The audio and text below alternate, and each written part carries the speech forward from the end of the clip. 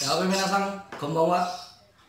Ya, sekarang saya akan nge-share ke kalian bagaimana tes 1, tes 2, dan tes 3 untuk prosedur masuk SO sebelum kalian terbang ke Jepang. Tes yang pertama, tes 1, mencangkup yang pertama itu ialah olahraga. Contoh yang pertama ialah kita lari sebanyak 3 kilometer dalam jangka waktu 15 menit.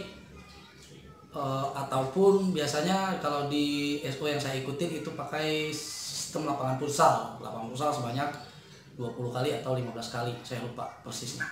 Terus setelah olahraga lari, kalian bakalan disuruh push up. Untuk yang laki-laki push upnya itu minimal 35 ke atas, sama cewek juga 30-an lah, kisaran segitulah. Terus juga disuruh sit up kisaran 30-an juga lah. Jadi kalau kalian udah kuat lari 3 km selama 15 menit dan juga push up 1 menit dalam jangka 30 kali, sit up 1 menit 30 kali juga, ya untuk olahraga bisa kalian persepsikan dari sekarang bahwa kalian udah lolos untuk olahraga. Terus setelah olahraga, kalian bakalan tes SMAPTA seperti buta warna, mata minus atau tidak, tinggi badan, berat badan, ukuran baju, nanti bakalan langsung dites. Kalau mata kalian nggak minus banget, bisa dipertimbangin biasanya.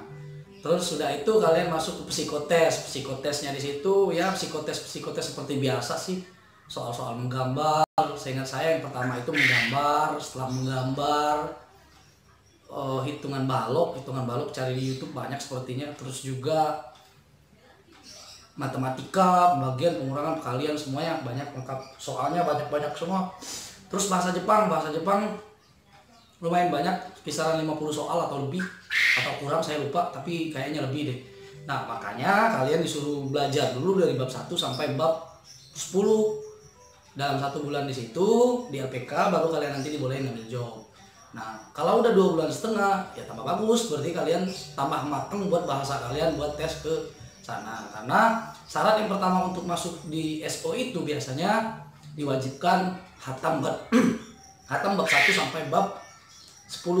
Nah kalau udah hatam bab 1 sampai 10 insya Allah enak, karena di situ juga nanti ada tes. Setelah psikotes tadi kalian akan tes kaiwa itu dalam bahasa Jepang. Dalam bahasa Indonesia ini ialah percakapan. Biasanya percakapan sama senseinya, sama orang-orang di SO nya tersebut. Setelah kalian melakukan percakapan, kalau udah kelar semua, kalian akan interview berkas. Yang pertama interview berkas dulu, interview berkas bersama orang-orang SO tersebut. Kalian akan ditanyain kakak masalah pekerjaan kalian dulu, pengalaman kerja, semuanya ditanya. Nah, setelah interview berkas, masuk ke sesi selanjutnya, kalian akan tes interview khusus, itu bersama senseinya langsung.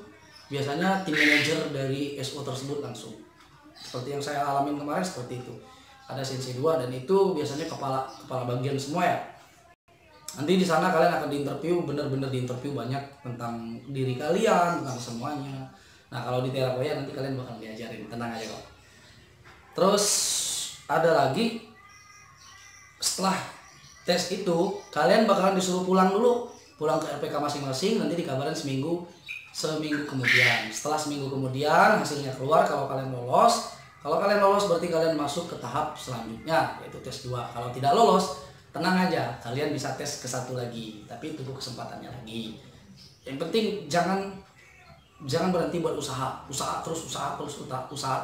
Sekeras batu, kalau terus-terusan dipukulin nanti pecah, seperti itulah. Terus masuk ke yang kedua, tes user, namanya mensetsu, bertemu sama orang Jepang langsung.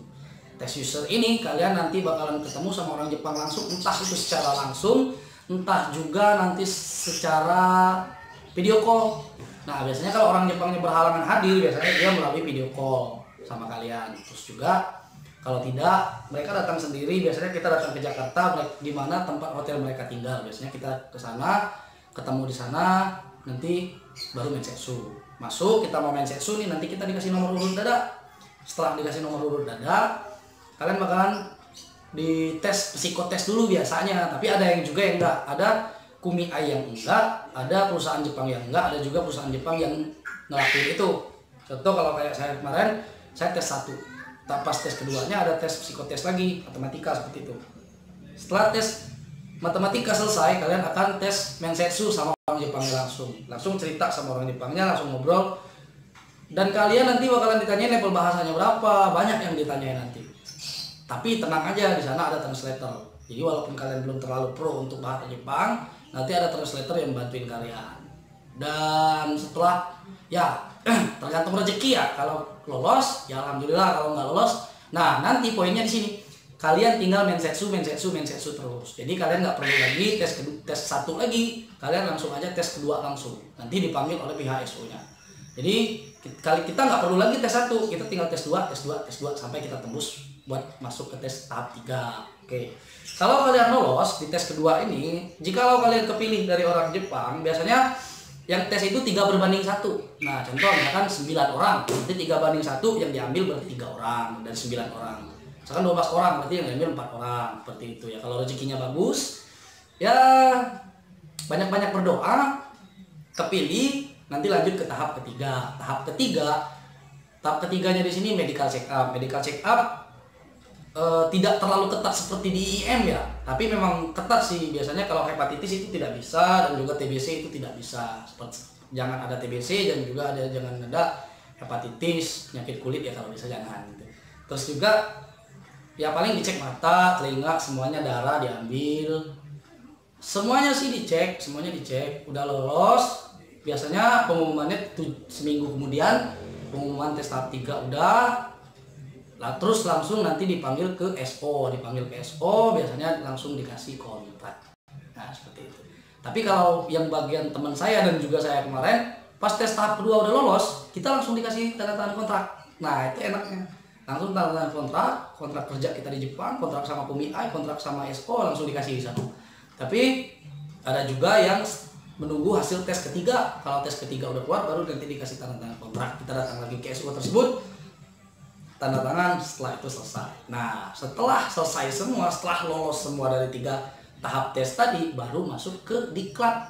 Diklatnya di SO tersebut selama 3 bulan. Mungkin di sini saya simpelin aja.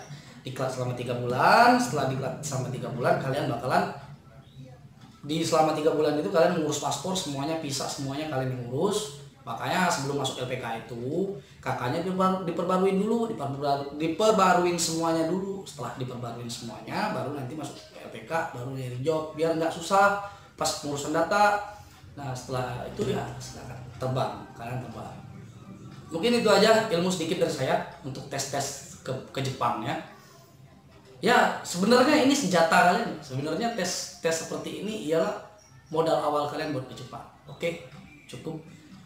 Ini saja sharing dari saya untuk tes ke Jepang. Lebih dan kurang saya minta maaf. Domo arigato gozaimashita.